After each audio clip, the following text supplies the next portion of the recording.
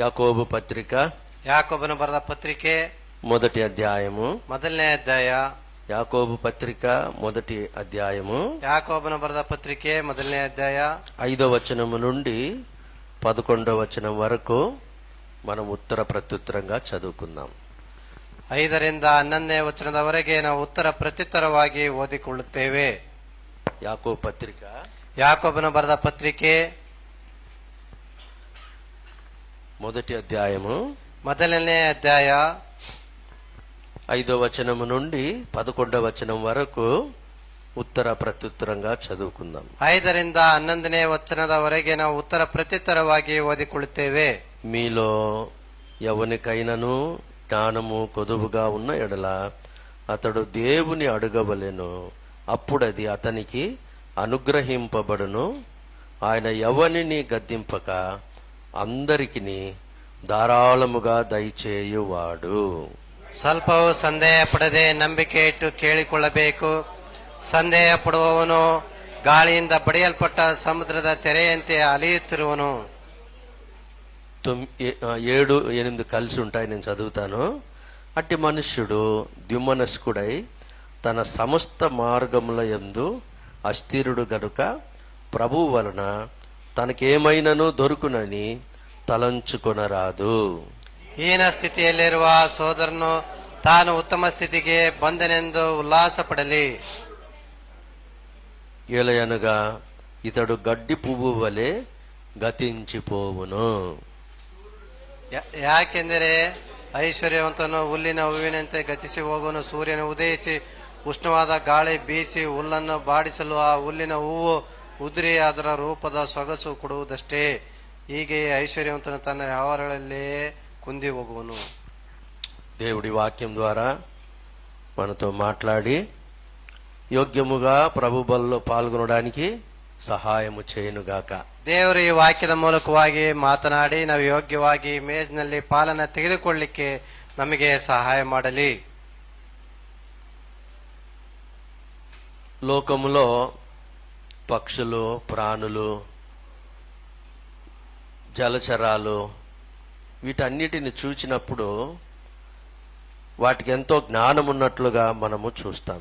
ಲೋಕದಲ್ಲಿ ಪಕ್ಷಿ, ಪ್ರಾಣಿ, ಜಲಚರಗಳು ಇವೆಲ್ಲವುಗಳನ್ನ ನೋಡಿದಾಗ ಅವುಗಳಿಗೆ ಎಷ್ಟೋ ಜ್ಞಾನ ಇರುವುದನ್ನ ನಾವು ನೋಡ್ತೇವೆ. ముఖ్యముగా దేవుడు చీమల గురించి వ్రాస్తూ వాటి యొద్దకు వెళ్ళి మీరు జ్ఞానము నేర్చుకోండి అని అన్నాడు. ಮುಖ್ಯವಾಗಿ ಇರುವೆಗಳನ್ನ ದೇವರ ಕುರಿತ ಬರಿತಾ ಅವುಗಳ ಬಳಿ ಹೋಗಿ ನೀವು ಜ್ಞಾನವನ್ನ ನೀವು ಹೊಂದಿರಿ ಎಂಬುದಾಗಿ ಹೇಳ್ತಾರೆ. అంటే అవి ఎంతో చిన్నవి, అవి ఎంతో దుర్బలమైనవి, అయితే వాటికి ఉన్నంత జ్ఞానము మనిషికి లేదు అని దేవుడు చెప్తున్నాడు. ಅವು ಎಷ್ಟೋ ಚಿಕ್ಕವುಗಳು ಮತ್ತು ದುರ್ಬಲವಾದಂತವುಗಳು, ಅವುಗಳಿಗಿರುವಂತಹ ಜ್ಞಾನ ಮನುಷ್ಯನಿಗೆ ಇಲ್ಲ ಎಂಬುದಾಗಿ ನೋಡ್ತೇವೆ. మానవుడేమో నేను చాలా జ్ఞానిని అని అనుకుంటాడు, చెప్పుకుంటాడు, అయితే జ్ఞానము లేనివాడుగా ఉన్నాడు. ಮಾನವನು ತಾನು ಜ್ಞಾನಿ ಎಂಬುದಾಗಿ ಆತನು ಅಂದುಕೊಳ್ಳುತ್ತಾನೆ, ಆ ರೀತಿ ಹಾಗೆ ಇಲ್ಲ ಅವನು. ఇక్కడ మనం చూస్తే సొలొమోను ఒక మాట చెప్తాడు సామెతల గ్రంథం 3వ అధ్యాయంలో. ಇಲ್ಲಿ ನೋಡುವುದಾದರೆ ಸೊಲೊಮೋನ್ ಒಂದು ಮಾತನ್ನ ಹೇಳ್ತಾನೆ. ಜ್ಞಾನೋಕ್ತಿಗಳು 3ನೇ ಅಧ್ಯಾಯ. 3వ అధ్యాయము ಜ್ಞಾನೋಕ್ತಿಗಳು 3ನೇ ಅಧ್ಯಾಯದಲ್ಲಿ అక్కడ ఏమంటున్నాడు? ಅಲ್ಲಿ ಏನ್ ಹೇಳ್ತಾನೆ? 7వ వచనంలో 7ನೇ ವಚನದಲ್ಲಿ నేను జ్ఞానిని కదా అని నీవు అనుకొనవద్దు. ನೀನೇ ಬುದ್ಧಿವಂತನು ಎಂದೆಣಿಸದೆ. కాబట్టి నేను జ్ఞానిని కదా అని నీవు అనుకొనవద్దు.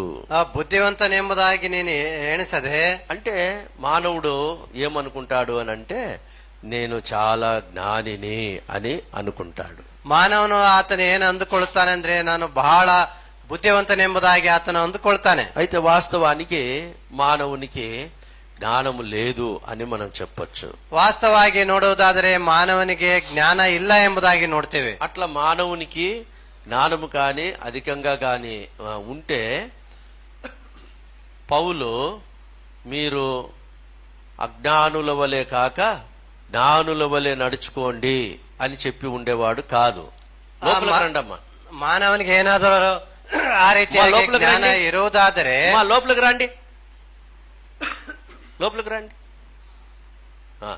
ಮಾನವನಿಗೆ ಆ ರೀತಿ ಏನಾದರೂ ಜ್ಞಾನ ಇರುವುದಾದ್ರೆ ಪೌಲನು ನೀವು ಅಜ್ಞಾನಿಗಳಾಗಿ ನಡೆಯದೆ ನೀವು ಜ್ಞಾನವಂತರಾಗಿ ನಡೆಯಿರಿ ಎಂಬುದಾಗಿ ಆತನು ಹೇಳ್ತಾ ಇರಲಿಲ್ಲ. రక్షించబడిన దేవుని ప్రజలైనటువంటి ఎఫెసీ సంఘంలో ఉన్న వారికి పౌలు రాస్తాడు, మీరు అజ్ఞానుల వలె కాక జ్ఞానుల వలె నడుచుకోండి అని అంటాడు. ರಕ್ಷಿಸಲ್ಪಟ್ಟ ಇರುವಂತಹ ಒಂದು ಎಫೆಸದ ಸಭೆಗೆ ಆತನು ಬರೀತಾನೆ, ನೀವು ಅಜ್ಞಾನಿಗಳಾಗಿ ನಡೆಯದೆ ಜ್ಞಾನವಂತರಾಗಿ ನಡೆಯಿರಿ ಎಂಬುದಾಗಿ. లోకంలో ఎంతో మంది జ్ఞానం గలవారుగా కనపడే వాళ్ళు ఉన్నారు. ಲೋಕದಲ್ಲಿ ಎಷ್ಟೋ ಜನರ ಜ್ಞಾನವಂತರಾಗಿ ಅವರು ಕಾಣಿಸಿಕೊಳ್ತಾರೆ. చాలా మందికి ఎలాంటి జ్ఞానం ఉంటుంది అని అంటే అది బుక్ ఇస్ నాలెడ్జ్ అని మనము చూస్తాం. ಬಹಳ ಜನರಿಗೆ ಎಂತ ಜ್ಞಾನ ಇರುತ್ತದೆ ಅಂದರೆ ಅದು ಒಂದು ಪುಸ್ತಕದ ಜ್ಞಾನವಾಗಿರ್ತದೆ. కొన్నిసార్లు అది ఇంటెలెక్చువల్ అంటే మానసికంగా కూడా అది నేను జ్ఞానం గలవాడును అని అనుకుంటాడు. ಕೆಲವು ಸಾರಿ ಯಾವ ರೀತಿಯಾಗಿ ಇರ್ತದೆ ಅಂದ್ರೆ ಮಾನಸಿಕವಾಗಿ ನಾನು ಜ್ಞಾನವಂತನೆಂಬುದಾಗಿ ಆತನು ಅಂದುಕೊಳ್ತಾನೆ. అయితే నిజమైన దేవుని బిడ్డ ఎప్పుడు కూడా తగ్గించుకుంటాడనమాట. దేవుని ఎదుట తగ్గించుకుంటాడు. ನಿಜವಾದಂತ ದೇವರ ಮಗನ ಯಾವಾಗ್ಲೂ ಏನ್ ಮಾಡ್ತಾನೆ ಅಂದ್ರೆ ಆತನು తగ్గించుకొಳ್ತಾನೆ. ప్రియమైన వారలారా, మనం వాక్యంలో గాని చూసినట్లయితే దేవుని ప్రజలు ఎంతో తమ్మును తాము తగ్గించుకుని దేవుడు మటుకే జ్ఞాని, మేము అజ్ఞానులము అని ఒప్పుకుంటూ వచ్చారు. ದೇವರ ವಾಕ್ಯದಲ್ಲಿ ನೋಡುವಾಗ ಅವರು ಎಷ್ಟೋ ಜನರು ತಮ್ಮನ್ನು ತಾವು ತಗ್ಗಿಸಿಕೊಂಡು ದೇವರು ಮಾತ್ರ ಜ್ಞಾನಿ ಎಂಬುದಾಗಿ ಅವರು ಹೇಳ್ತಾ ಬಂದರು. వారు ప్రార్థన కూడా చేస్తూ వచ్చారు, దేవుని జ్ఞానమును అడుగుతూ వచ్చారు. ಅವರು ಪ್ರಾರ್ಥನೆಯನ್ನು ಕೂಡ ಮಾಡುತ್ತಾ ಬಂದರು, ಅವರು ದೇವರನ್ನ ಜ್ಞಾನವನ್ನು ಅವರು ಕೇಳಿದರು. ఇప్పుడు సొలొమోను భక్తుడు దేవుని జ్ఞానమును అడిగాడు. ಸೊಲೊಮೋನ ಭಕ್ತನು ಆತನು ದೇವರ ಜ್ಞಾನವನ್ನು ಆತನು ಕೇಳಿದನು. అతను అడగడానికి అనేక విషయాలు ఉన్నాయి. ಆತನು ಕೇಳುವುದಕ್ಕೆ ಅನೇಕ ವಿಷಯಗಳು ಇವೆ. అయితే దేవా, నీ ప్రజలను పరిపాలించుటకు నాకు జ్ఞానము దయచేయము అని అన్నాడు. ದೇವರೇ, ನಿನ್ನ ಪ್ರಜೆಗಳನ್ನ ಪಾಲನೆ ಮಾಡ್ಲಿಕ್ಕೆ ನನಗೆ ಬೇಕಾದಂತ ಜ್ಞಾನವನ್ನು ಕೊಡು ಎಂಬುದಾಗಿ ಕೇಳಿದನು. ఇప్పుడు దేవుడు అన్నాడు, నీవు ఐశ్వర్యమును అడగలేదు. ದೇವರೇ ಈಗ ಹೇಳಿದನು ಅವನಿಗೆ, ನೀನು ಐಶ್ವರ್ಯವನ್ನ ಕೇಳಲಿಲ್ಲ. నీ శత్రువుల ప్రాణమును అడగలేదు. ನಿನ್ನ ಶತ್ರುಗಳ ಪ್ರಾಣವನ್ನ ನೀನು ಕೇಳಲಿಲ್ಲ. ఇంకా లోక సంబంధమైన అనేక విషయాలను నువ్వు అడగలేదు. పేరు ప్రఖ్యాతులను కూడా నీవు అడగలేదు. ಇನ್ನು ಲೋಕ ಸಂಬಂಧವಾದಂತ ಹೆಸರು ಪ್ರಖ್ಯಾತಿಯನ್ನು ನೀನು ಕೇಳಲಿಲ್ಲ. ఎప్పుడైతే జ్ఞానమును అడిగాడో, ಯಾವಾಗ ಜ್ಞಾನವನ್ನ ಕೇಳಿದನೋ, దేవుడేమన్నాడు తెలుసా? ದೇವರು ಏನ್ ಮಾಡಿದನು ಗೊತ್ತಾ? నీకు జ్ఞానముతో పాటు ನಿನಗೆ ಜ್ಞಾನದ ಮೂಲಕವಾಗಿ ఐశ్వర్యమునిస్తాను, ಐಶ್ವರ್ಯವನ್ನ ಕೊಡ್ತೇನೆ, ఘనతనిస్తాను అని. ಘನತೆಯನ್ನ ಕೊಡ್ತೇನೆ ಎಂಬುದಾಗಿ ಹೇಳಿದ. అంటే ప్రియారిటీ ఈ సొలొమోను దేవుని జ్ఞానానికి ఇచ్చాడు. ಈ ಸೊಲೊಮೋನನ ಪ್ರಾಧಾನ್ಯತೆಯನ್ನ ದೇವರ ಜ್ಞಾನಕ್ಕೆ ಆತನು ಕೊಟ್ಟನು. మనము కూడా ప్రియారిటీస్ ఎప్పుడు కూడా రైట్ గా పెట్టుకుని we should have right priorities. ನಾವು ಕೂಡ ಯಾವಾಗ್ಲೂ ಪ್ರಾಧಾನ್ಯತೆಯನ್ನ ಯಾವುದಕ್ಕೆ ಕೊಡಬೇಕೆಂಬುದನ್ನ ಆಲೋಚಿಸಬೇಕು. మనం ప్రార్థన చేసేటప్పుడు కూడా ప్రియారిటీ బేసిస్ పైన కూడా మనం ప్రార్థన చేయొచ్చు. ನಾವು ಪ್ರಾರ್ಥನೆ ಮಾಡುವಾಗಲೂ ಕೂಡ ಪ್ರಾಧಾನ್ಯತೆಯನ್ನ ಅನುಸರಿಸಿ ನಾವು ಪ್ರಾರ್ಥನೆ ಮಾಡಬಹುದು. అట్లా కాకుండా మనం ఏం చేస్తామంటే కొన్నిసార్లు మన ప్రార్థనలు ఎట్లా ఉంటాయి అని అంటే దిశ లేనిదిగా, directionless prayer we pray sometimes. ಕೆಲವು ಸಾರಿ ನಮ್ಮ ಪ್ರಾರ್ಥನೆ ಯಾವ ರೀತಿ ಆಗುತ್ತದೆ ಇರುತ್ತದೆ ಅಂದರೆ ಅದು ದಿಕ್ಕು ದೆಸೆ ಇಲ್ಲದಾಗೆ ಇರ್ತದೆ. కాబట్టి అందుకే యేసుక్రీస్తు ప్రభువారు మీరు ఈలాగు ప్రార్థన చేయండి అని అన్నాడు. ಆದ್ದರಿಂದಲೇ ಕರ್ತನಾದಂತ ಯೇಸು ಕ್ರಿಸ್ತನವರು ನೀವು ಈ ರೀತಿಯಾಗಿ ಪ್ರಾರ್ಥನೆ ಮಾಡಿರಿ ಎಂಬುದಾಗಿ ಹೇಳಿದರು. ఈ రీతిగా ప్రార్థన చేయి. ಈ ರೀತಿಯಾಗಿ ನೀವು ಪ್ರಾರ್ಥನೆ ಮಾಡಿರಿ. ఎందుకు ఈ రీతిగా ప్రార్థన చేయమన్నాడు? ಯಾಕೆ ಈ ರೀತಿಯಾಗಿ ನೀವು ಪ್ರಾರ್ಥನೆ ಮಾಡಿರಿ ಎಂಬುದಾಗಿ ಹೇಳಿದನು. ప్రార్థనలో కూడా మీరు ఏం అడగాలో మీకు తెలియదు, వీటిని ఈ రీతిగా మీరు ప్రార్థన చేయండి అని అన్నాడు. ಆ ಪ್ರಾರ್ಥನೆಯಲ್ಲಿ ನೀವು ಏನು ಕೇಳ್ಕೊಳ್ಬೇಕೆಂಬುದು ನಿಮ್ಗೆ ಗೊತ್ತಿಲ್ಲ, ನೀವು ಆದ್ರಿಂದ ಈ ರೀತಿಯಾಗಿ ನೀವು ಪ್ರಾರ್ಥನೆ ಮಾಡಿರಿ ಎಂಬುದಾಗಿ ಆತನು ಹೇಳಿದನು.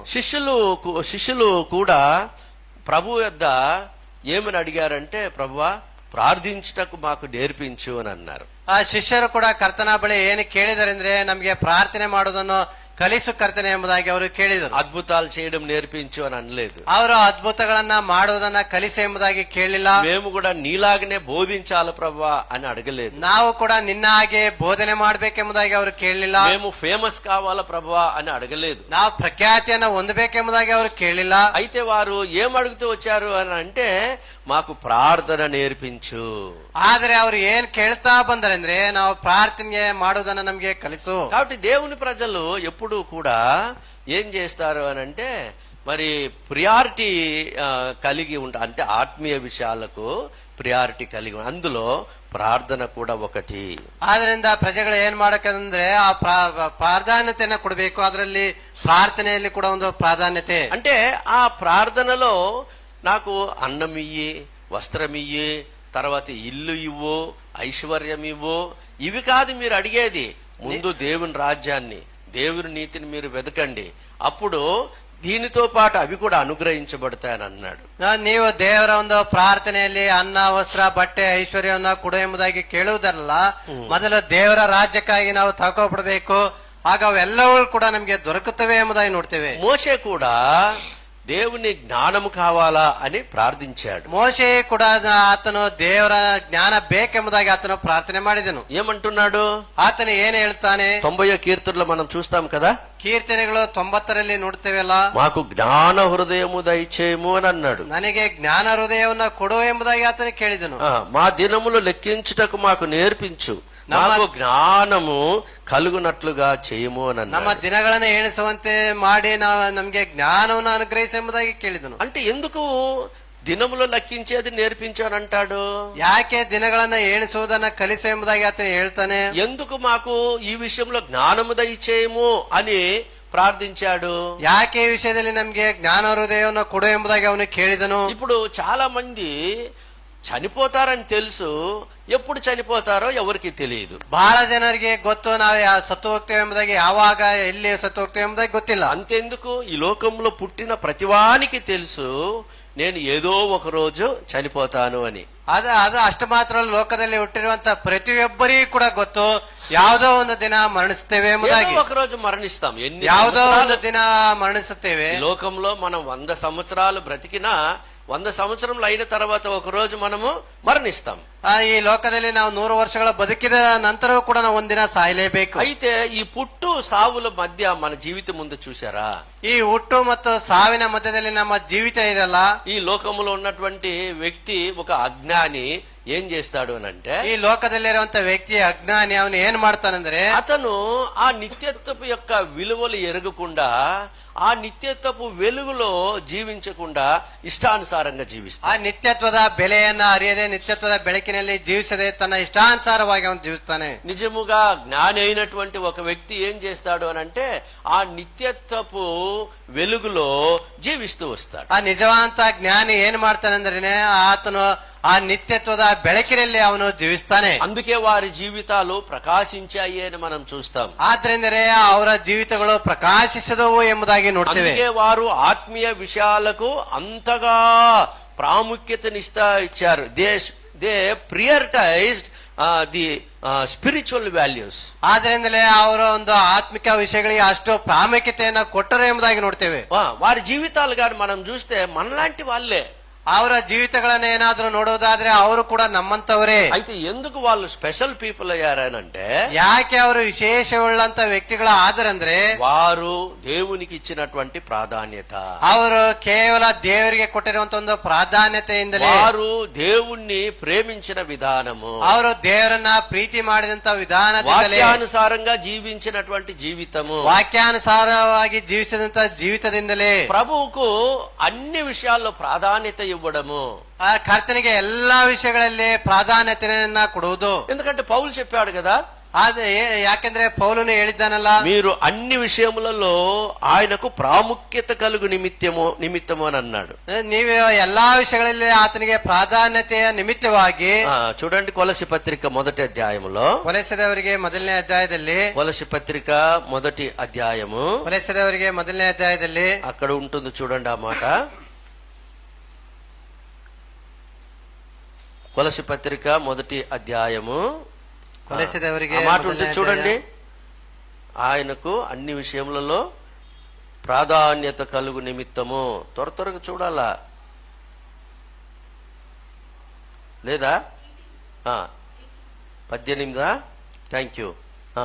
ఆయనకు అన్నిటిలో ప్రాముఖ్యము కలుగు నిమిత్తము, ಎಲ್ಲದರಲ್ಲಿಯೂ ಪ್ರಮುಖನಾಗುವಂತೆ. కాబట్టి అన్ని విషయాలలో ఆయనకు మనము ప్రాముఖ్యతనివ్వాల. ಎಲ್ಲದರಲ್ಲಿ ಕೂಡ ಆತನಿಗೆ ಪ್ರಾಮುಖ್ಯತೆಯನ್ನ ಕೊಡಬೇಕು. అన్ని విషయాల్లో అంటే ಎಲ್ಲಾ ವಿಷಯಗಳಲ್ಲಿ ಅಂದ್ರೆ కొన్ని విషయాల్లో కాదు, ಕೆಲವು ವಿಷಯಗಳಲ್ಲೆಲ್ಲ, మనం కొన్ని విషయాల్లో మట్టుకే ప్రాముఖ్యతనిస్తాం. ಕೆಲವು ವಿಷಯಗಳಲ್ಲಿ ಮಾತ್ರ ನಾವು ಪ್ರಾಧಾನ್ಯತೆಯನ್ನ ಕೊಡ್ತೇವೆ. అయితే నిజమైన దేవుని బిడ్డ అన్ని విషయాలలో ఆయనకు ప్రాముఖ్యతనిస్తాడు. ನಿಜವಾದಂತ ದೇವರ ಮಗನು ಎಲ್ಲಾ ವಿಷಯಗಳಲ್ಲಿ ಆತನಿಗೆ ಪ್ರಾಮುಖ್ಯತೆಯನ್ನ ಕೊಡ್ತಾನೆ. ఎప్పుడైతే మనం దేవునికి ప్రాముఖ్యత ఇవ్వమో, ಯಾವಾಗ ನಾವು ದೇವರಿಗೆ ಪ್ರಾಮುಖ್ಯತೆಯನ್ನ ಕೊಡುವುದಿಲ್ಲವೋ, ఆయనకు మనము ప్రథమ స్థానము ఇవ్వమో, ನಾವು ಆತನಿಗೆ ಪ್ರಥಮ ಸ್ಥಾನವನ್ನ ಕೊಡುವುದಿಲ್ಲವೋ, కొన్నిసార్లు మనము ఎంతో క్షీణతను మనము అనుభవిస్తాం. ಕೆಲವು ಸಾರಿ ಎಷ್ಟೋ ಕ್ಷೀಣತೆಯನ್ನ ನಾವು ಅನುಭವಿಸ್ತೇವೆ. మీ గమనానికి ఒక ఉదాహరణ తీసుకొస్తాను. ನಿಮ್ಮ ಗಮನಕ್ಕೆ ಒಂದು ಉದಾಹರಣೆಯನ್ನ ನಾನು ತರ್ತೇನೆ. యోహాను సువార్త 2వ అధ్యాయంలో ఒక వివాహం జరుగుతా ఉంది.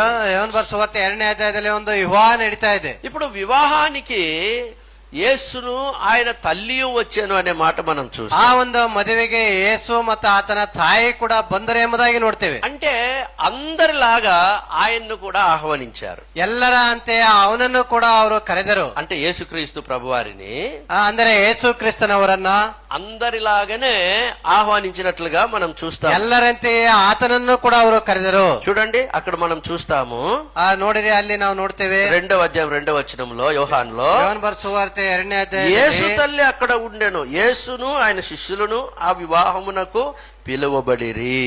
ಯೇಸುವಿನ ತಾಯಿ ಮತ್ತು ಆತನು ಅಲ್ಲಿ ಇದ್ದರು ಎಂಬುದಾಗಿ ಅವರು ಮದುವೆಗೆ ಕರೆಯಲ್ಪಟ್ಟರು ಎಂಬುದಾಗಿ ನೋಡ್ತೇವೆ. ఆయన పిలువబడ్డాడు కానీ ప్రాధాన్యత ఆయనకు ఇవ్వలేదు, ప్రాముఖ్యత ఆయనకి ఇవ్వలేదు. ಆತನ ಮದುವೆಗೆ ಕರೆಯಲ್ಪಟ್ಟನು, ಆದರೆ ಪ್ರಾಧಾನ್ಯತೆ ಅಲ್ಲಿ ಇರಲಿಲ್ಲ. అక్కడ ద్రాక్షారసం అయిపోయింది, ಅಲ್ಲಿ ದ್ರಾಕ್ಷಾರಸ ಖಾಲಿ ಆಯಿತು, అక్కడ కలవరం వచ్చింది, ಅಲ್ಲಿ ಕಳವಳ ಉಂಟಾಯಿತು, అక్కడ కొరత వచ్చింది. ಅಲ್ಲಿ ಕೊರತೆ ಬಂದಿತು, అది ఒక మర్యాద ప్రశ్నగా మారిపోయింది. ಅಲ್ಲಿ ಒಂದು ಮರ್ಯಾದೆಯ ಒಂದು ಪ್ರಶ್ನೆ ಆಯಿತು. గమనించినారా? ಗಮನಿಸಿದ್ರ? ఆయనకు ఎప్పుడైతే ప్రాధాన్యత ఇచ్చారో, ಯಾವಾಗ ಆತನಿಗೆ ಪ್ರಾಧಾನ್ಯತೆಯನ್ನ ಕೊಟ್ಟರೋ, ఎప్పుడు ఇచ్చారు? ಯಾವಾಗ ಕೊಟ್ಟರು ಆತನಿಗೆ? కొరత వచ్చిన తర్వాత, ಕೊರತೆ ಉಂಟಾದಾಗ, కలవరం వచ్చిన తర్వాత, ಕಳವಳ ಉಂಟಾದಾಗ, క్షీణత వచ్చిన తర్వాత, ಕ್ಷೀಣತೆ ಉಂಟಾದಾಗ, మరియా ఆయనకు చెప్పిన తర్వాత, ಮರಿಯಳು ಆತನಿಗೆ ಹೇಳಿದ ನಂತರ, ఆయనకు అప్పుడు వారు ప్రాముఖ్యతనిచ్చారు. ಆಗ ಆತನಿಗೆ ಪ್ರಾಧಾನ್ಯತೆಯನ್ನ ಕೊಟ್ಟರು. గమనించినారా? ಗಮನಿಸಿದ್ರ? ముందుగానే ప్రభువుకు ఆ ప్రాముఖ్యతగా ఇచ్చి ఉంటే, ప్రాధాన్యత ఇచ్చి ఉంటే మొదలే ఇది జరిగి ఉండేది కాదు. ಮೊದಲೇ ಆತನಿಗೆ ಆ ಪ್ರಾಧಾನ್ಯತೆಯನ್ನ ಕೊಟ್ಟಿದ್ದರೆ ಈ ಒಂದು ಘಟನೆ ಅಲ್ಲಿ ನಡೀತಾ ಇರಲಿಲ್ಲ. కాబట్టే మరి బైబిల్లో ఉన్నటువంటి భక్తులు ఏం చేశారు అంటే, అన్నిటిలో అన్ని విషయాల్లో ప్రభువుకు ప్రాధాన్యత ఇస్తూ వచ్చారు, ప్రాముఖ్యతను ఇస్తూ వచ్చారు. ಆದ್ರಿಂದ ಬೈಬಲ್ ಇರುವಂತಹ ಭಕ್ತರು ಎಲ್ಲಾ ವಿಷಯಗಳಿಗೆ ಆತನಿಗೆ ಪ್ರಾಧಾನ್ಯತೆಯನ್ನ ಪ್ರಥಮ ಸ್ಥಾನವನ್ನು ಕೊಡ್ತಾ ಬಂದ್ರು. మనము కూడా అంతే. మనము నిత్యత్వాన్ని మనం దృష్టిలో పెట్టుకొని మనము జీవించేటప్పుడు మనము కూడా ಜ್ಞಾನವಂತುಲవుతాము. ಆದ್ರಿಂದ ನಿತ್ಯತ್ವವನ್ನ ದೃಷ್ಟಿಯಲ್ಲಿ ಇಟ್ಟುಕೊಂಡು ನಾವು ಜೀವಿಸೋದಾದರೆ ನಾವು ಜ್ಞಾನವಂತರಾಗ್ತೇವೆ. చాలా మందికి అది లేదు. ಬಹಳ ಜನರಿಗೆ ಅದು ಇಲ್ಲ. అందుకే తిందుమా, త్రాగుదమా, సుఖించదమా, సంపాదించుకునేదమా ఏమి అని అనుకుంటూ ఉంటారు. ಆದ್ದರಿಂದಲೇ ಅವರು ತಿನ್ನೋಣ, ಕುಡಿಯೋಣ, ಸಂಪಾದಿಸೋಣ ಎಂಬುದಾಗಿ ಅಂದ್ಕೊಳ್ತಾರೆ. ఎంత సంపాదిస్తే ఏమి, అంతా విడిచిపెట్టి వెళ్ళాలి కదా. ನಾವು ಎಷ್ಟೇ ಸಂಪಾದನೆ ಮಾಡಿದರೂ ಕೂಡ ಅದೆಲ್ಲವನ್ನ ನಾವು ಬಿಟ್ಟು ಹೋಗ್ಬೇಕು. విశ్వాసులు కూడా ವಿಶ್ವಾಸಿಗಳು ಕೂಡ రక్షించబడిన తర్వాత, ರಕ್ಷಣೆಯನ್ನ ಹೊಂದಿದ ನಂತರ ఆ రీతిగా తన్ను రక్షించినటువంటి తన ప్రభువుకు ప్రాముఖ్యత ఇవ్వకపోతే, ತಾನು ರಕ್ಷಿಸಲ್ಪಟ್ಟಂತ ಕರ್ತನಿಗೆ ನೀನು ಪ್ರಾಧಾನ್ಯತೆಯನ್ನ ಕೊಡ್ಲಿಲ್ಲ ಅಂದರೆ, అంటే తెలుగులో కర్త అనే మాట ఉంది చూసారా? ತೆಲುಗಲ್ಲಿ ಕರ್ತ ಪ್ರಭು ಎಂಬ ಮಾತಿದೆಯಲ್ಲ, ఇంగ్లీష్ లో మరి 2 మాటలు వాడారు దాన్ని. ಇಂಗ್ಲಿಷ್ ಅಲ್ಲಿ ಅದಕ್ಕೆ 2 ಮಾತುಗಳನ್ನು ಉಪಯೋಗ ಮಾಡಿದರು. ఒకటి లార్డ్ అనే మాట వాడారు, ಒಂದು ಲಾರ್ಡ್ ಎಂಬುದಾಗಿ, అంటే ఆయన ప్రభు అయి ఉంటున్నాడు. ಅಂದರೆ ಆತನು ಕರ್ತನಾಗಿದ್ದಾನೆ. అంటే మన జీవితం అంతటి పైన మట్టుకే కాదు, మనం కలిగి ఉన్న వాటన్నిటిపైన ఆయన ప్రభు అయి ఉన్నాడు. ನಮ್ಮ ಜೀವಿತದ ಎಲ್ಲ ಅದು ಮಾತ್ರವಲ್ಲದೆ ನಾವು ಹೊಂದಿರುವಂತ ಎಲ್ಲವುಗಳ ಮೇಲೆ ಆತನು ಕರ್ತನಾಗಿದ್ದಾನೆ. అంటే మనం కలిగి ఉండే వాటిని కొన్నిసార్లు ఏమండి ఆయనకు అప్పుడే వాక్యంలో కూడా మనం విన్నాము, దశం భాగం అంట, సేవ్ అంట, పరిచర్య అంట, త్యాగం అంట, సువార్త అంట, ఇవన్నీ కూడా ఉంటాయి. ಆಗ್ಲೇ ನಾವು ಕೇಳಿದ್ವಿ ದಶಮ ಭಾಗ ಅಂತೆ, ಸುವಾರ್ತೆ ಅಂತೆ, ಇವೆಲ್ಲವುಗಳನ್ನ. అయితే మన జీవితమును ఏం చేస్తామంటే ఆయన చిత్తము నెరవేర్చడానికి, ఆయన ఆలోచన నెరవేర్చడానికి మనము అనుమతి ఇవ్వము. ಆತನ ಚಿತ್ತವನ್ನ ನೆರವೇರಿಸಲಿಕ್ಕೆ ನಮ್ಮ ಜೀವಿತವನ್ನ ಆತನಿಗೆ ಒಪ್ಪಿಸಿಕೊಡುವುದಿಲ್ಲ. ఈ వాక్యము నేను సిద్ధపడిన తర్వాత ఉదయకాలం వాక్యం విన్నప్పుడు నాకు ఎంతో ఖుషి అయింది. ಈ ಉದಯ ಕಾಲದಲ್ಲಿ ವಾಕ್ಯಕ್ಕೆ ನಾನು ಸಿದ್ಧಗೊಂಡಾಗ ಈ ಬೆಳಗ್ಗೆ ಸಮಯದಲ್ಲಿ ವಾಕ್ಯವನ್ನು ಕೇಳಿದ ನನಗೆ ಎಷ್ಟು సంతోషవాయిತು. ఎందుకో తెలుసా? ಯಾಕೆ ಗೊತ್ತಾ? ఈ రెండు వాక్యాలు కూడా ప్రభు అట్లా సింక్ చేశాడు అని నాకు అనిపిస్తా ఉంది. ಈ ಎರಡು ವಿಷಯಗಳನ್ನ ಕರ್ತನ ಲಿಂಕ್ ಮಾಡಿದನೆ ಎಂಬುದಾಗಿ ನನಗೆ ಆಶ್ಚರ್ಯವಾಯಿತು. కాబట్టి ప్రభు ఆలోచన అంట ఎంతో గొప్పది. ಕರ್ತನ ಆಲೋಚನೆ ಅಂತೆ ಅದು ಎಷ್ಟೋ ದೊಡ್ಡದು, అది ఎంతో ఉన్నతమైన, ಅದು ಎಷ್ಟೋ ఉన్నతವಾದದ್ದು. మన ఆలోచనల కంటే కూడా ఆయన ఆలోచనలు చాలా గొప్పవి. ನಮ್ಮ ಆಲೋಚನೆಗಳಿಗಿಂತ ಆತನ ಆಲೋಚನೆಗಳು ಅವು ಎಷ್ಟೋ ఉన్నతವಾಗಿವೆ. మన ఆలోచనల కంటే ఆయన ఆలోచనలు కానీ మనము గాని ఒప్పుకుంటే, అప్పగించుకుంటే ఏమి ప్రభు అద్భుతాలు చేస్తాడు. ನಮ್ಮ ಆಲೋಚನೆಗಿಂತ ಆತನ ಆಲೋಚನೆಗಳಿಗೆ ನಾವು ಒಪ್ಪಿಸಿಕೊಳ್ಳುವುದಾದರೆ ಆತನು ಎಷ್ಟೋ అద్భుతಗಳನ್ನ ಮಾಡ್ತಾನೆ. కాబట్టి ప్రియమైనటువంటి వారలారా, మన జీవితాన్ని ఆ నిత్యత్వపు వెలుగులో మనము జీవించినప్పుడు మనం జ్ఞానులవుతాము. ಆದ್ರಿಂದ ಪ್ರಿಯವಾದಂತೆ ನಮ್ಮ ಜೀವಿತವನ್ನ ನಿತ್ಯತ್ವದ ಬೆಳಕಿನಲ್ಲಿ ನಾವು ಜೀವಿಸುವುದಾದರೆ ನಾವು ಜ್ಞಾನವಂತರಾಗಿರ್ತೇವೆ. సరే, ఇప్పుడు మనకు జ్ఞానం లేదు, ಈಗ ನಮ್ಗೆ ಜ್ಞಾನ ಇಲ್ಲ, ಸರಿ. అయితే మనం ఏం చేయాలా? ಆದರೆ ನಾವು ಏನು ಮಾಡಬೇಕು? ఇప్పుడు మనం ఏం చేయాలా? ಈಗ ನಾವು ಏನು ಮಾಡಬೇಕು చెప్పండి, ಹೇಳಿರಿ. ఇప్పుడు మనకు జ్ఞానం లేదు, మనం ఏం చేయాలా? ನಮಗೆ ಜ್ಞಾನ ಇಲ್ಲ, ಈಗ ನಾವು ಏನು ಮಾಡಬೇಕು? దేవుణ్ణి అడగాల, దేవుణ్ణి అడగాల, ಆ ದೇವರನ್ನ ಕೇಳಬೇಕು. మొట్టమొదటిగా ఏమిటి అనంటే, ಮೊಟ್ಟ ಮೊದಲದಾಗಿ ಏನೆಂದರೆ మనకు జ్ఞానము కొదువుగా ఉన్నది అని మనం అంగీకరించాల. ನಮ್ಗೆ ಮೊಟ್ಟ ಮೊದಲಾಗಿ ನಮ್ಗೆ ಜ್ಞಾನ ಕಡಿಮೆ ಆಗಿದೆ ಎಂಬುದನ್ನು ನಾವು ಅರಿಯಬೇಕು. రెండవదిగా ఆ కొరత ఆయన మట్టుకే తీర్చగలడు అని మనము నమ్మి ఆయనను మనము అడగాలి. ಆ ಕೊರತೆಯನ್ನು ಆತನು ಮಾತ್ರ ನೀಗಿಸಬಲ್ಲನೆಂಬುದನ್ನು ಅರಿತು ನಾವು ಜೀವಿಸಬೇಕು.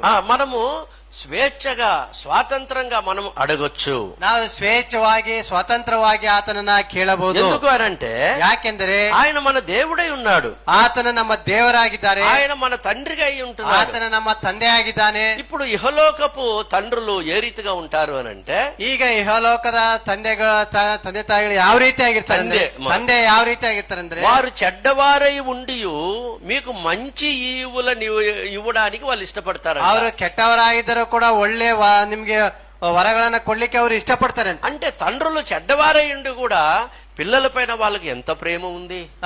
ತಂದೆಗಳು ಅವ್ರು ಎಷ್ಟೋ ಕೆಟ್ಟವರಾಗಿದ್ರು ಕೂಡ ಮಕ್ಕಳ ಮೇಲೆ ಅವ್ರಿಗೆ ಎಷ್ಟೋ ಪ್ರೀತಿ ಇರ್ತದೆ. కాబట్టి వాళ్ళు మంచి ఈవులు ఇవ్వడానికి ఇష్టపడతారంట. ಅವರು ಒಳ್ಳೆಯ ಒಂದು ಕೊಡುಗೆಗಳನ್ನ ಕೊಡ್ಲಿಕ್ಕೆ ಇಷ್ಟಪಡ್ತಾರೆ ಅಂತ. అయితే మన పరలోకపు తండ్రి ఆయన చాలా మంచివాడు, ఆయన దయాళుడు. ಆದರೆ ನಮ್ಮ ಪರಲೋಕದ ತಂದೆ ಆತನು ಬಹಳ ಒಳ್ಳೆಯವನು, ಆತನ ದಯಾಳನು. కాబట్టి మనం ఏం చేయాలా?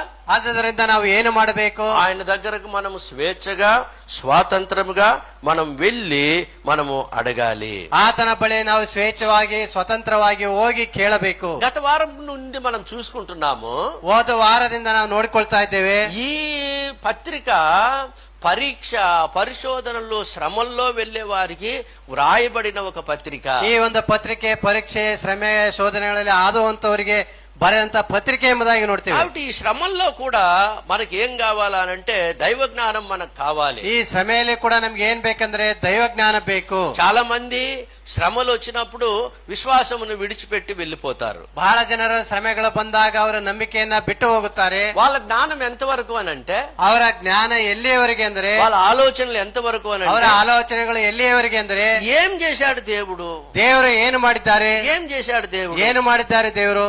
చూసారా? ನೋಡಿದಿರಾ? చాలా మంది జనులు అడిగే మాట, విశ్వాసులు అడిగే మాట ఏమిటంటే, దేవుడు నాకు ఏం చేశాడు. ಬಹಳ ಜನರ ಮತ್ತು ವಿಶ್ವಾಸಿಗಳು ಕೇಳುವಂತ ಒಂದು ಮಾತು ಏನಂದ್ರೆ, ದೇವರು ನಮ್ಗೆ ಏನು ಮಾಡಿದ್ದಾರೆ. సరే, లోకస్తులు ఒకవేళ అడిగారు అనుకోండి, వాళ్ళకి అజ్ఞానము. ಸರಿ, ಲೋಕಸ್ಥರು ಕೇಳಿದ್ದಾರೆ ಅಂದ್ಕೊಳ್ರಿ, ಅದು ಅವರ ಅಜ್ಞಾನ. మనకి జ్ఞానం ఎక్కడ పోయింది? ನಮಗೆ ಜ್ಞಾನ ಎಲ್ಲಿ ಹೋಯ್ತು? కాబట్టి ఈ పరీక్ష పరిశోధనల్లో మనకు దైవ జ్ఞానం అనేది మనకు కావాలి. ಈ ಪರೀಕ್ಷೆ ಪರಿಶೋಧನೆಯಲ್ಲಿ ನಮ್ಗೆ ದೈವ ಜ್ಞಾನ ಎನ್ನುವುದು ಬೇಕು. ఈ లోకములో మనకు ఏమి కలిగినా కూడా ప్రభు మనతో ఉన్నాడు, ప్రభు మనకు తోడుగా ఉన్నాడు, ప్రభు మనకు సహాయకుడు అనే మాట మనం ఎన్నడూ కూడా మర్చిపోకూడదు. ಈ ಲೋಕದಲ್ಲಿ ನಮಗೆ ಏನೇ ಜರುಗಿದರೂ ಕೂಡ ದೇವರು ನಮಗೆ ಕರ್ತನು ನಮಗೆ ಸಹಾಯಕನು ಪ್ರಭು ಎಂಬುದಾಗಿ ನಾವು ಅರಿಯಬೇಕು. ఆయన నాకు తోడుగా ఉన్నాడు, ಆತನ ನಮಗೆ ಜೊತೆಯಾಗಿದ್ದಾನೆ, ఆయన నా ఆశ్రయమై ఉన్నాడు, ಆತನ ನಮ್ಮ ಆಶ್ರಯವಾಗಿದ್ದಾನೆ, ఆయన నా ఎబినేజరై ఉన్నాడు, ಆತನ ನಮ್ಮ ಎಬೆನೇಜರನಾಗಿದ್ದಾನೆ, ఆయన నా ఎలియాజరై ఉన్నాడు. ಆತನ ನಮ್ಮ ಎಲಿಯೇಜರಾಗಿದ್ದಾನೆ. నాకు యుద్ధాలు ఉన్నాయి నిజమే, ನನಗೆ ಯುದ್ಧಗಳು ಇವೆ ನಿಜ.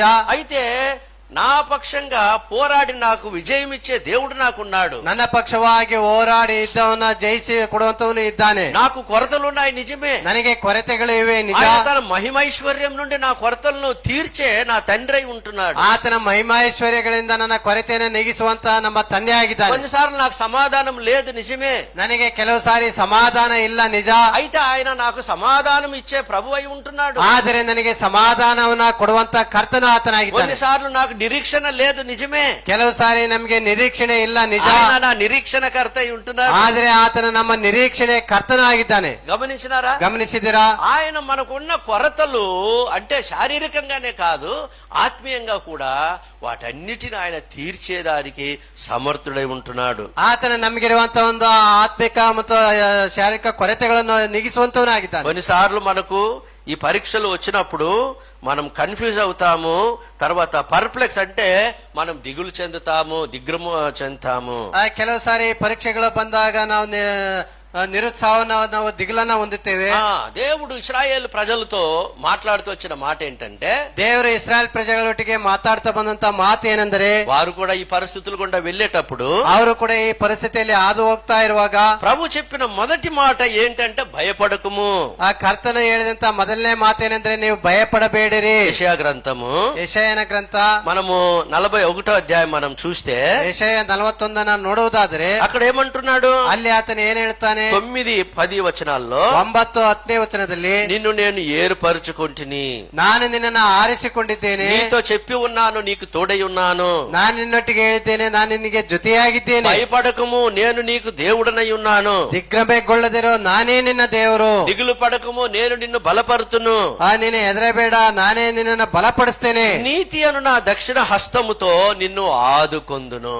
ಆ ನೀತಿಯ ಧರ್ಮದ ಬಲಗೈ ನಿನ್ನನ್ನು ಆಧಾರ ಮಾಡ್ತೇನೆ. చూసారా, దేవుని వాగ్దానాలు ఉన్నాయి మనకు. ಆ ದೇವರ ವಾಗ್ದಾನಗಳು ನಮ್ಗೆ ಇವೆ. వాగ్దానము లేనటువంటి వాడు, దేవుణ్ణి ఎరగని వాడు పరిస్థితులను బట్టి భయపడతాడు. ವಾಗ್ದಾನ ಇಲ್ಲದಂತವನು, ದೇವರನ್ನ ಅರಿಯದಂತವನು ಪರಿಸ್ಥಿತಿಗಳನ್ನ ನೋಡಿ ಆತನ ಭಯಪಡ್ತಾನೆ, తనను తాను శపించుకుంటాడు. ತನ್ನನ್ನು ಆತನ ಶಪಿಸಿಕೊಳ್ಳುತ್ತಾನೆ. యోబు భార్య అదే చెప్పింది, ಯೋಬನ ಭಾರ್ಯ ಮಾಡಿದ್ದು ಅದೇ. నువ్వు దేవుణ్ణి శపించు, ನೀನು ದೇವರನ್ನ ಶಪಿಸು, నిన్ను నీవు కూడా శపించుకో. ನಿನ್ನನ್ನು ನೀನು ಶಪಿಸಿಕೋ. ఏంటి ఆ మాట?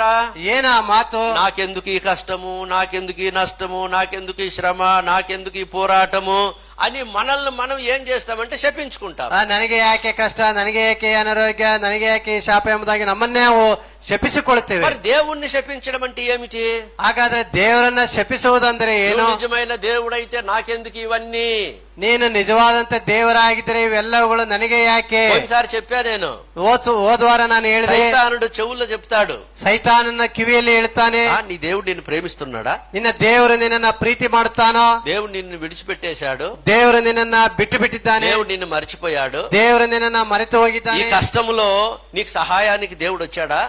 ಈ ಒಂದು ಕಷ್ಟದಲ್ಲಿ ದೇವರು ನಿನಗೆ ಸಹಾಯಕ್ಕೆ ಬಂದನ? అట్లా సాతానుని యొక్క అబద్ధాలను మనము నమ్ముతాం. ಹಾಗೆ ನಾವು ಸೈತಾನನ ಸುಳ್ಳುಗಳನ್ನ ನಾವು ನಂಬ್ತೇವೆ. కాబట్టి ప్రియమైనటువంటి వారలారా, ಆದ್ರಿಂದ ಪ್ರಿಯವಾದಂತವರೇ, కొన్నిసార్లు దేవుడు మన జీవితంలో ఏమి చేస్తూ ఉన్నాడో మనకు అర్థం కాదు. ಕೆಲವು ಸಾರಿ ನಮ್ಮ ಜೀವಿತದಲ್ಲಿ ದೇವರು ಏನ್ ಮಾಡ್ತಾನೋ ಅದು ನಮ್ಗೆ ఒక ಅರ್ಥವಾಗುವುದಿಲ್ಲ. సందర్భం మీకు చెప్తాను. ಒಂದು ಸಂದರ್ಭವನ್ನ ನಿಮ್ಗೆ ಹೇಳ್ತೇನೆ. మనం యోహాను సువార్తలో ಯೋಹಾನ ಬರೆದ ಸುವಾರ್ತೆಯಲ್ಲಿ మనము ఒక మాట మనం చూడొచ్చు. 13వ అధ్యాయంలో 13ನೇ ಅಧ್ಯಾಯದಲ್ಲಿ ಒಂದು ಮಾತನ್ನ ನೋಡಬಹುದು. ప్రభువు పేతురుతో చెప్పినటువంటి ఈ మాట, ಆ ಕರ್ತನ ಈ ಪೇತ್ರನೊಟ್ಟಿಗೆ ಹೇಳಿದಂತ ಈ ಮಾತು 7వ వచనము. 7ನೇ ವಚನದಲ್ಲಿ, అందుకు యేసు, నేను చేయుచున్నది ఇప్పుడు నీకు తెలియదు గాని ఇక మీదట తెలుసుకుందువని అతనితో చెప్పగా, ಅದಕ್ಕೆ ಯೇಸು, ನಾನು ಮಾಡುವುದು ಈಗ ನಿನಗೆ ತಿಳಿಯುವುದಿಲ್ಲ, ಇನ್ನು ಮೇಲೆ ನಿನಗೆ ತಿಳಿಯುವುದು ಅಂದನು.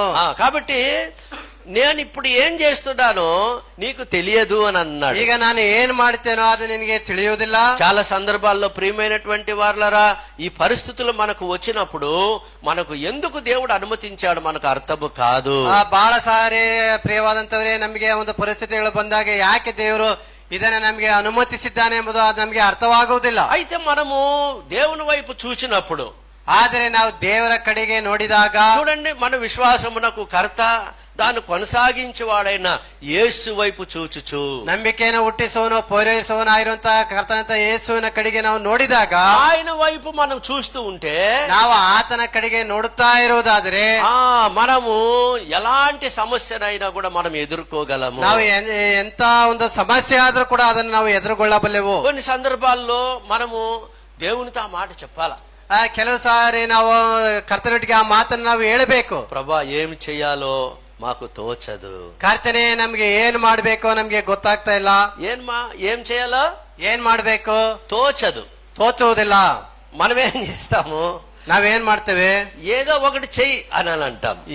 ಏನೋ ಒಂದನ್ನ ಮಾಡೋ, లేక ఏదో ఒకటి చెయ్యాలా అని చెప్పి తీర్మానం తీసుకుంటాం. ಯಾವ್ದೋ ಒಂದನ್ನ ಮಾಡ್ಬೇಕೆಂಬುದಾಗಿ ನಾವು ತೀರ್ಮಾನವನ್ನು ತೆಗೆದುಕೊಳ್ತೇವೆ. దేవుడు ఏదో ఒకటి చెయ్యడు, ದೇವರು ಯಾವುದೋ ಒಂದನ್ನ ಮಾಡೋದಿಲ್ಲ. మనం కూడా ఏదో ఒకటి చేయకూడదు, ನಾವು ಕೂಡ ಯಾವುದೋ ಒಂದನ್ನ ಮಾಡಬಾರದು. మనం ఏం చేయాలనంటే, ನಾವ್ ಏನ್ ಮಾಡಬೇಕಂದ್ರೆ, ప్రభువా ఏమి చెయ్యాలో నాకు తోచదు అని ప్రభుతో మనం చెప్పాలి. ಆ ಕರ್ತನೆ, ನಾವು ಏನ್ ಮಾಡ್ಬೇಕೋ ನಮ್ಗೆ ಗೊತ್ತಿಲ್ಲ ಎಂಬುದಾಗಿ ಕರ್ತನೊಟ್ಟಿಗೆ ನಾವು ಹೇಳಬೇಕು. అది జ్ఞానం గలవాడు చేసే పని. ಅದು ಜ್ಞಾನ ಉಳ್ಳವಂತವನು ಮಾಡುವಂತ ಒಂದು ಕೆಲಸ ಆಗಿರ್ತದೆ. అజ్ఞానులు చేసే పని ఏమి, ಅಜ್ಞಾನಿಗಳು ಮಾಡುವಂತ ಕೆಲಸ ಏನು, ఏదో ఒకటి చెయ్యాలా. ಯಾವುದೋ ಒಂದನ್ನ ಮಾಡಬೇಕು. అందుకే అబ్రాహాము శారా ఏదో ఒకటి చెయ్యాలని చేసేశారు. ಅಬ್ರಾಮ್ ಮತ್ತು ಶಾರಾ ಏನೋ ಒಂದು ಮಾಡ್ಬೇಕೆಂಬುದಾಗ ಅವರು ಮಾಡಿದರು. తద్వారా ఇష్మాయిల్ని తెచ్చుకున్నారు. ಆದುದರಿಂದ ಅವರು ಇಸ್ಮಾಯಿಲನ್ನ ಅವರು ತೆಗೆದುಕೊಂಡರು. అరే సమస్య పరిష్కారం అవుతుందని అనుకున్నారు గాని అక్కడి నుండే సమస్యలు ಸಮಸ್ಯೆ ಪರಿಷ್ಕಾರವಾಗುತ್ತದೆ ಎಂಬುದಾಗಿ ಅವರು ಅಂದುಕೊಂಡರು. ಆದರೆ ಸಮಸ್ಯೆ ಅಲ್ಲಿಂದಲೇ ಪ್ರಾರಂಭವಾಯಿತು. మీకు అర్థమవుతుందా? ನಿಮ್ಗೆ ಅರ್ಥವಾಗ್ತಾ ಇದೆ? సమస్యలు పరిష్కారం అవుతాయని అనుకున్నారు, అయితే అక్కడి నుండే సమస్యలు ఆరంభమైన. ಅವರು ಅಂದುಕೊಂಡರು ಸಮಸ್ಯೆ ಅಲ್ಲಿಗೆ ಪರಿಹಾರವಾಗ್ತದೆ ಎಂಬುದಾಗಿ, ಆದರೆ ಸಮಸ್ಯೆ ಅಲ್ಲಿಂದಲೇ ಪ್ರಾರಂಭವಾಯಿತು. కొరత అనేది తీరితే చాలు అనుకున్నారు గాని ఏం చేశాడు దేవుడు, వారు కోరినది ఇచ్చి వాళ్ళకి ఏం కలుగు చేశాడంట, ಕ್ಷೀಣತನ ಕలుగు చేశాను. ಆ ಕೊರತೆ ಅದು ಕಡಿಮೆ ಆದ್ರೆ ಸಾಕೆಂಬುದಾಗಿ ಅವರು ಅಂದುಕೊಂಡರು. ಆದ್ರೆ ದೇವರು ಅವರು ಕೋರಿದ್ದನ್ನು ಅವರಿಗೆ ಕೊಟ್ಟು ಅವರಿಗೆ ಕ್ಷೀಣತೆಯನ್ನು ಉಂಟು ಮಾಡಿದನು. ప్రియమైన వారలారా, ಪ್ರಿಯವಾದಂತವರೇ, మనం కొరతలో కూడా మనం సంతోషంగా ఉండొచ్చు. ನಾವು ಕೊರತೆಯಲ್ಲೇ ಕೂಡ ನಾವು ಸಂತೋಷವಾಗಿರಬಹುದು. ఎందుకు అని అంటే, ಯಾಕೆಂದ್ರೆ ప్రభువు మనకు తోడుగా ఉంటాడు. ಆ ಕರ್ತನು ನಮ್ಗೆ ಜೊತೆಯಾಗಿರ್ತಾನೆ. ప్రభు సమయములో ಕರ್ತನ ಸಮಯದಲ್ಲಿ ఆ కొరతలు తీర్చేవాడు అయి ఉంటున్నాడు. ಆ ಕೊರತೆಯನ್ನು ಆತನು ತೀರಿಸುವನಾಗಿರ್ತಾನೆ. కాబట్టి మనం ఏం చేయాలి ఇప్పుడు? ಆದ್ರಿಂದ ಈಗ ನಾವು ಏನು ಮಾಡಬೇಕು? మొట్టమొదటిగా దేవుని ప్రార్థించాలా. ಮೊಟ್ಟ ಮೊದಲದಾಗಿ ನಾವು ದೇವರನ್ನ ಪ್ರಾರ್ಥನೆ ಮಾಡಬೇಕು. అంటే అడగాలంట. ಅಂದ್ರೆ ಕೇಳಬೇಕಂತೆ. ఇప్పుడు ఎట్లా అడగాల? ಈಗ ಯಾವ ರೀತಿಯಾಗಿ ಕೇಳಬೇಕು కదండి, ఆ మాట కూడా రాశాడు. ಆ ಮಾತನ್ನು ಕೂಡ ಆತನು ಬರೆಸಿದ್ದಾನೆ. ఎట్లా అడగాల? ಹೇಗೆ ಕೇಳಬೇಕು? వాడు విశ్వాసముతో అడగాల. ನಂಬಿಕೆಯಿಂದ ಕೇಳಬೇಕು. వాడు ఎట్లా అడగాల? ಅವನು ಯಾವ ರೀತಿಯಾಗಿ ಕೇಳಬೇಕು? విశ్వాసముతో అడగాల అనే మాట మనం చూస్తాం. ಆ ನಂಬಿಕೆಯಿಂದ ಕೇಳಬೇಕೆಂಬ ಮಾತನ್ನ ನಾವು ನೋಡ್ತೇವೆ. చాలా సార్లు అడుగుతాం కానీ ಬಹಳ ಸಾರಿ ನಾವು ಕೇಳುತ್ತೇವೆ, విశ్వాసముతో అడగము. ಆದರೆ ನಂಬಿಕೆಯಿಂದ ನಾವು ಕೇಳುವುದಿಲ್ಲ. ప్రియమైన వారలారా, విశ్వాసమును దేవుడు ఎప్పుడు కూడా ఘనపరుస్తాడు. ಯಾವಾಗಲೂ ಕೂಡ ನಂಬಿಕೆಯನ್ನ ದೇವರು ಅದನ್ನ ಆತನ ಘನಪಡಿಸುತ್ತಾನೆ. అమ్మా, నీ విశ్వాసము చాలా గొప్పది, నువ్వు స్వస్థత పొందు, సమాధానం గలదానిగా వెళ్ళు అని అన్నాడు. ಅಮ್ಮ, ನಿನ್ನ ನಂಬಿಕೆ ದೊಡ್ಡದು, ನೀನು ಸ್ವಸ್ಥತೆಯನ್ನು ಒಂದು, ನೀನು ಸಮಾಧಾನದಿಂದ ಹೋಗು ಎಂಬುದಾಗಿ ಹೇಳಿದನು. ఆ ఒక్క శతాధిపతిని గురించి అంటాడు, ఇశ్రాయేలీలలో నేను ఇంత గొప్ప విశ్వాసం గల వారిని నేను చూడలేదు అని అన్నాడు. ಆ ಶತಾಧಿಪತಿಗಳನ್ನ ನೋಡಿ ಆತನ ಹೇಳ್ತಾನೆ, ಇಸ್ರಾಯೇಲರ ಇಂತ ಒಂದು ನಂಬಿಕೆಯನ್ನು ನಾನು ನೋಡಲಿಲ್ಲ ಎಂಬುದಾಗಿ. నేను ఈ కార్యం చేస్తానని నువ్వు నమ్ముచున్నావా?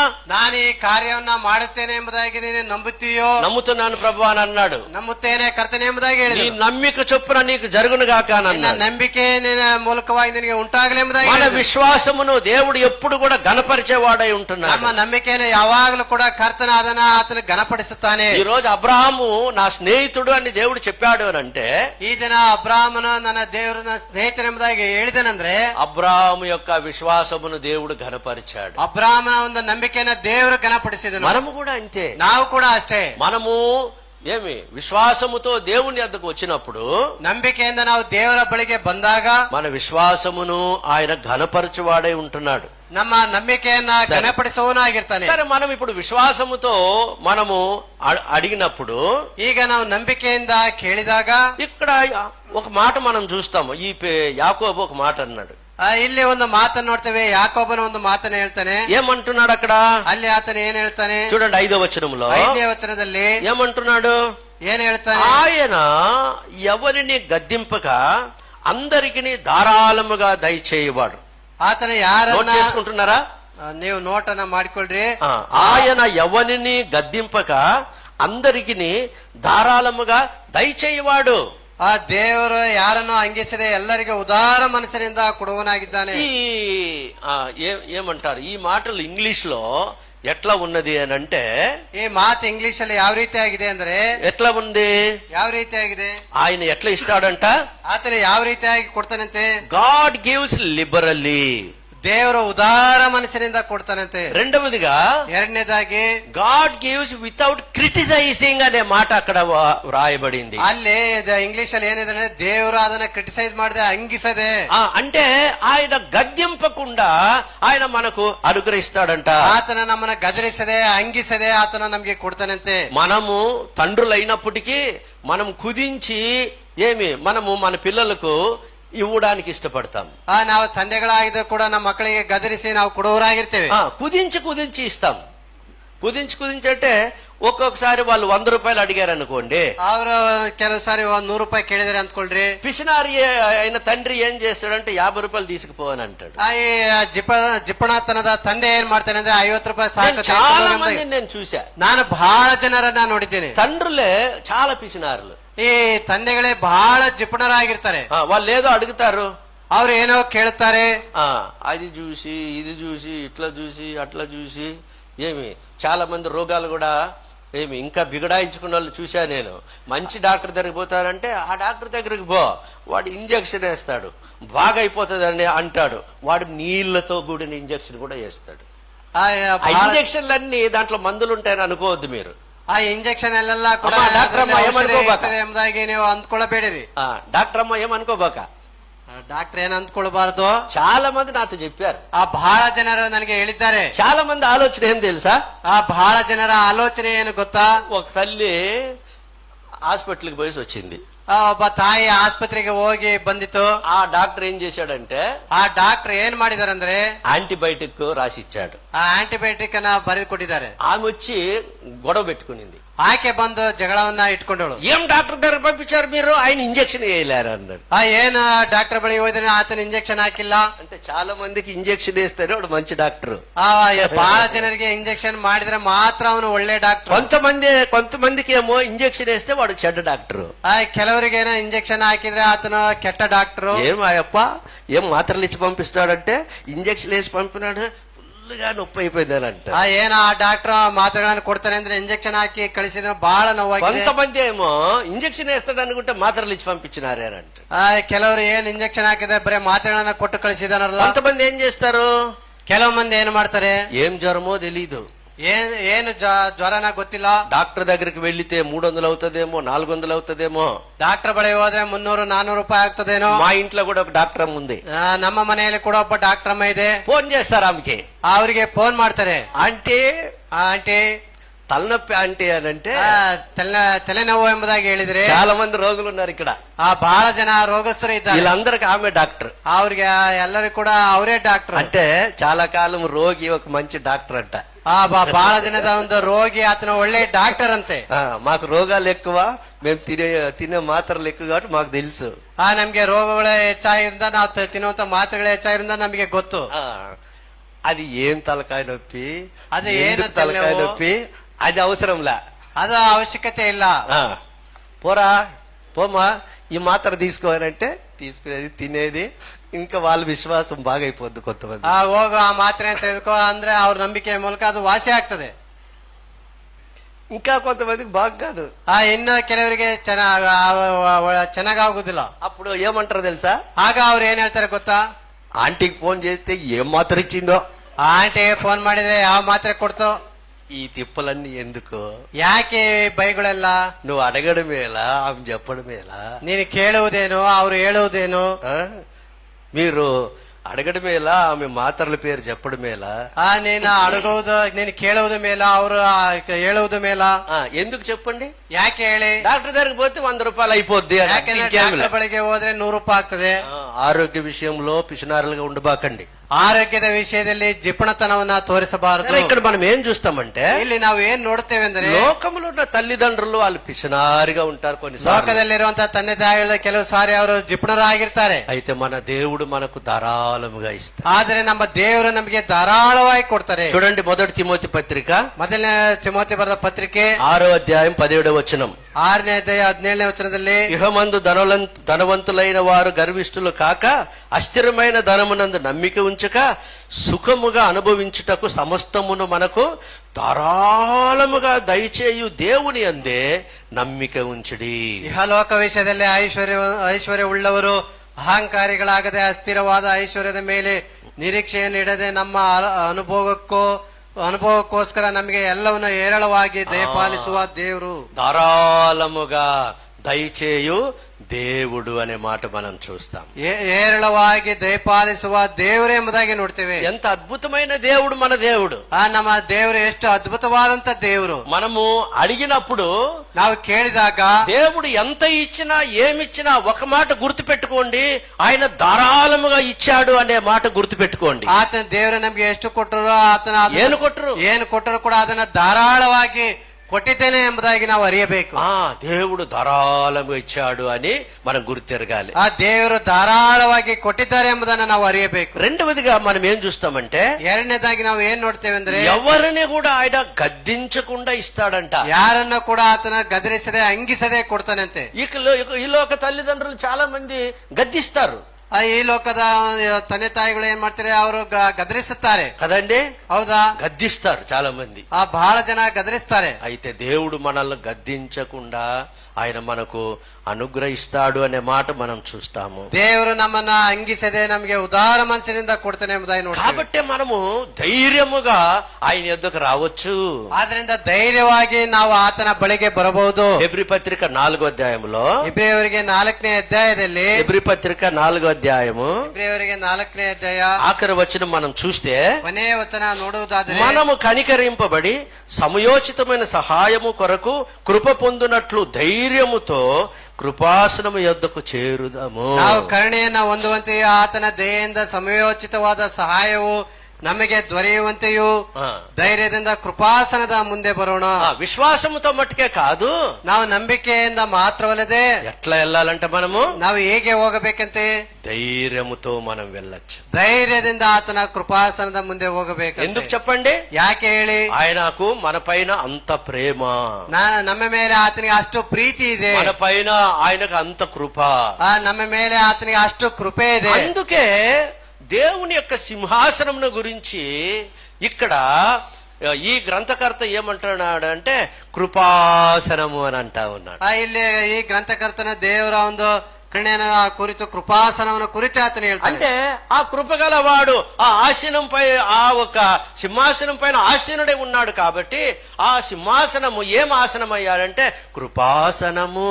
ಆ ಕೃಪೆಯಂತ ದೇವರು ಆ ಕೃಪಾ ಸಿಂಹಾಸನದ ಮೇಲೆ ಆಸೀನಾಗಿರುವ ನಿಮಿತ್ತವಾಗಿ ಆತನು ఆయన కృపాతిశయము గలవాడు, ಆತನು ಕೃಪಾತಿಶಯ ಉಳ್ಳವನೆಂಬುದಾಗಿ ನೋಡ್ತೇವೆ. కాబట్టే ప్రియమైన వారలారా, మనము ధైర్యముతో, స్వేచ్ఛతో, స్వాతంత్రముతో ఆయన యొద్దకు మనము వెళ్ళవచ్చు. ಆದ್ರಿಂದ ಧೈರ್ಯದಿಂದ ಸ್ವತಂತ್ರವಾಗಿ ನಾವು ಆತನ ಬಳಿಗೆ ಹೋಗಬಹುದು. ఆ సింహాసనం గురించి మాట్లాడేటప్పుడు, ఆ సింహాసనವನ್ನ ಕುರಿತು ಮಾತನಾಡುವಾಗ నాకు ఒక రాణి గురించి జ్ఞాపకం వస్తుంది. ಒಬ್ಬ ರಾಣಿಯನ್ನ ಕುರಿತು ನನಗೆ ಜ್ಞಾಪಕ ಬರ್ತದೆ. భారత దేశಕ್ಕೆ ಎಲಿಜಬೆತ್ రాణి వచ్చింది. ఎలిజబెత్ రాణి ಬಂದಿದ್ದರು.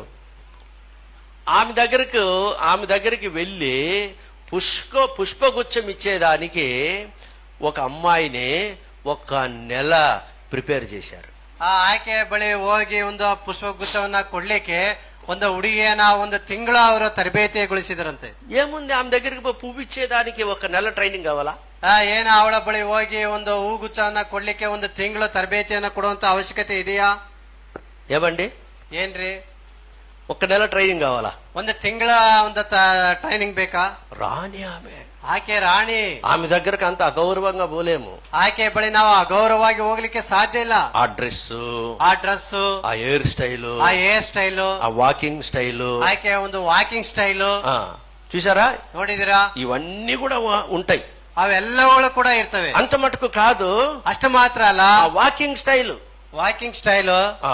ఆమె యొద్దకు వెళ్ళి ఆ పుష్పం ఇచ్చి ఆ బొకే ఇచ్చేదాని కోసము ఒక అమ్మాయిని ఒక్క నెల ప్రిపేర్ చేశారు. ಆಕೆ ಬಳಿ ಹೋಗಿ ಆ ಹೂಗುಚ್ಚವನ್ನ ಕೊಡ್ಲಿಕ್ಕೆ ಒಂದು ತಿಂಗಳು ಆಕೆಯನ್ನ ತರಬೇತಿಗೊಳಿಸಿದ್ರು. తర్వాత ఆమె దగ్గరికి వెళ్ళి వచ్చేటప్పుడు కొన్ని అడుగులు ఏమి వెనక్కి రావాలంట, వెంటనే వీపు చూపించకూడదంట. ಆಕೆ ಬಳಿ ಹೋಗಿ ಹೂಗುಚ್ಚವನ್ನ ಕೊಟ್ಟೆ ಹಿಂದಿರುಗಿ ಬರುವಾಗ ತಕ್ಷಣವೇ ಹಿಂದಿರುಗುವ ರೀತಿಯಲ್ಲಂತೆ ಸ್ವಲ್ಪ ಬಂದ ನಂತರ ಆಕೆ ಹಿಂದಿರುಗಿ ಬರಬೇಕು. కాబట్టే అక్కడికి వెళ్ళాలనంటే ఎవరికి ధైర్యం చాలదు. ಆದ್ರಿಂದ ಆ ರೀತಿ ಅವರ ಬಳಿ ಹೋಗ್ಬೇಕಂದ್ರೆ ಯಾರಿಗೂ ಕೂಡ ಧೈರ್ಯ ಇಲ್ಲ. ఒక మాట చెప్తాను వినండి. ಒಂದು ಮಾತನ್ನ ಹೇಳ್ತೀನಿ, ನೀವು ಕೇಳಿ. ఇప్పుడు క్యాప్టెనో లేకపోతే ఒక మిలిటరీ వాడో లేకపోతే ప్రైమ్ మినిస్టరో లేకపోతే చీఫ్ మినిస్టర్లో గవర్నర్సో ఆమె దగ్గరికి వెళ్లేదానికి ప్రోటోకాల్ ఉంటది. ಈ ಒಂದು ಮಿಲಿಟರಿ ಅವರು ಅಥವಾ ಇನ್ನು ರಾಣಿ కాబట్టి ಆಕೆ ರಾಣಿ ನಿಮಿತ್ತವಾಗಿ ಆಕೆ ಬಳಿ ಹೋಗ್ಲಿಕ್ಕೆ ಒಂದು ಪ್ರೋಟೋಕಾಲ್ ಇರ್ತದೆ కదా, ಹೌದಲ್ವಾ? ఉంటదా లేదా? ಇಲ್ವಾ? ఉన్నారు ఇక్కడ, ఉంటదా లేదా? ಇರ್ತದಾ ಇಲ್ವಾ? వాళ్ళ పిల్లలకు కూడా ఉంటదా? ಅವರ ಮಕ್ಕಳಿಗೆ ಇರ್ತದಾ? వాళ్ళ అమ్మ రాణి అయితే రాణి దగ్గరికి పోయేదానికి వాడు ఒక నెల ట్రైనింగ్ తీసుకుని పోతాడా? ಅವರ ಅಮ್ಮ ರಾಣಿ ಆದ್ರೆ ಅವಳ ಬಳಿ ಹೋಗ್ಲಿಕ್ಕೆ ಒಂದು ತಿಂಗಳು ತರಬೇತಿಯನ್ನ ತೆಗೆದುಕೊಂಡು పోతాడా? ಹೋಗ್ತಾರಾ? వణుక్కుంటూ పోతాడా? ಇಲ್ಲವೇ ನಡುಗುತ್ತಾ ಹೋಗ್ತಾರಾ? ఎట్లా పోతాడు? ಹೇಗೆ ಹೋಗ್ತಾರೆ? ధైర్యం అన్నమాట. ಅವರು ಧೈರ್ಯದಿಂದ ಸ್ವೇಚ್ಛೆಯಿಂದ ಹೋಗ್ತಾರೆ. ఏం ధైర్యము? ಯಾವ ಧೈರ್ಯ? నీకు రాణి అయితే మాకు అమ్మయా? ನಿಮ್ಗೆ రాణి ಆದ್ರೆ ಆಕೆ ನಮ್ಗೆ ಅಮ್ಮ.